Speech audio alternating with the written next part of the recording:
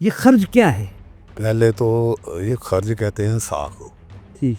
कि पढ़ने वाले ने वो कहाँ रखना है। सा यानी जो सुरों का सा है। हाँ, पढ़ने वाले को ये देखना चाहिए कि इसकी हाइट कितनी है, अंतरे की कितना ऊपर जा रहा है, उस हिसाब से वो खर्च रखे। ये लय क्या है? अब यानी कि हम दायरे में भी देखते हैं और हमको रिकॉर्डिंग्स में भी देखना पड़ता है कि एक लय रखनी पड़ती है। दायरे में तो खैर बहुत ज़रूरी है। इसके बगैर कुछ नहीं है। जिस कलाम में ये मतलब बीट नहीं भी ना लगा होता, उसकी भी एक टेम्पो होती है, एक लय होती है। तो नौखा जो होता है ये 4 बीट होता है। सही।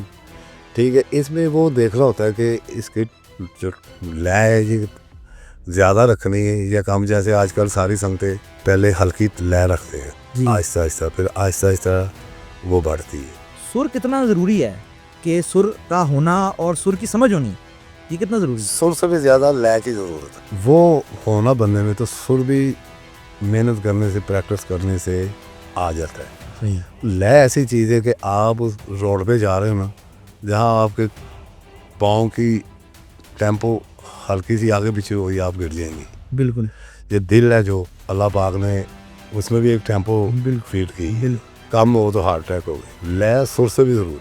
मातमी है, संगत का मातमी, दायरे का मातमी, वो बेशक वो उसका सुरों से कोई ताल्लुक नहीं है, उसका पढ़ने से कोई ताल्लुक नहीं है, लय उसके पास भी लाजिम होनी चाहिए। हाँ, और होती है। हाँ बिल्कुल होती है। आजकल के मातमियों में जितनी भी हैं, सब में है और बड़ी अच्छी है। आप खर्च जो है वो हारमोनियम पे रखते हैं स्टूडियो में। स्टूडियो में तो रखना पड़ रहा है। कि इसकी ज़रूरत ज़्यादा क्या है कि क्यों खर्च हारमोनियम पे? इसलिए इसकी ज़रूरत है कि उसका सुर पढ़ने वाले के कान में पड़ता रहेगा, तो वो उसी सुर के साथ ना नौखा पड़ता रहेगा। अगर वो हटा दो ना, तो फिर आहिस्ता आहिस्ता सुर गिरना शुरू हो जाता है। ये राग क्या होते हैं और कितने किस्मों के हैं? एक दफ़ा मसला ख़त्म करते हैं ताकि लोगों को आइंदा ये मसला तो खत्म समझे। मसला नहीं खत्म हो। ये बुजुर्ग कहते हैं कि ये काम समंदर है, लेकिन ये समुंदर से भी गहरा है।